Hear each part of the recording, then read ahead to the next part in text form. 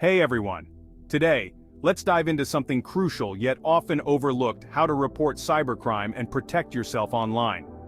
I've got some vital tips directly from the Internet Crime Complaint Center, or IC3, and trust me, this is information you don't want to miss. First off, if you suspect you've been a victim of cybercrime, your immediate step should be to file a complaint with IC3. This is crucial. The IC3 is the nation's central hub for cybercrime reporting, managed by the FBI.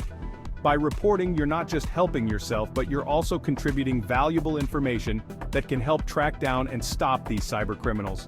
Now you might wonder, what happens after I file a report? Well, due to the high volume of complaints, IC3 can't respond to every submission.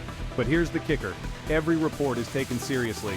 Your information could be the key piece that helps the FBI and its partners in bringing these cyber offenders to justice. But reporting isn't the only thing you should be focusing on. Education about cyber threats is equally important. The more you know about the latest scams and threats, the better you can protect yourself, your loved ones, and even your workplace. Knowledge is power, especially when it comes to cybersecurity.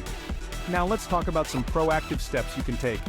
Ensure your software is up to date, use strong, unique passwords for different sites, and be skeptical of emails or messages from unknown sources. Simple steps, but they can make a huge difference. And remember, if you ever fall victim to cybercrime, head straight to ic3.gov to file your report. It's a straightforward process, and it's vital for protecting not just your own online space, but helping to secure cyberspace for everyone. So, stay safe, stay educated, and take action against cybercrime. Together, we can make the internet a safer place for all of us. Thanks for watching, and be sure to keep yourself informed and vigilant. Remember, in the digital world, being proactive is your best defense.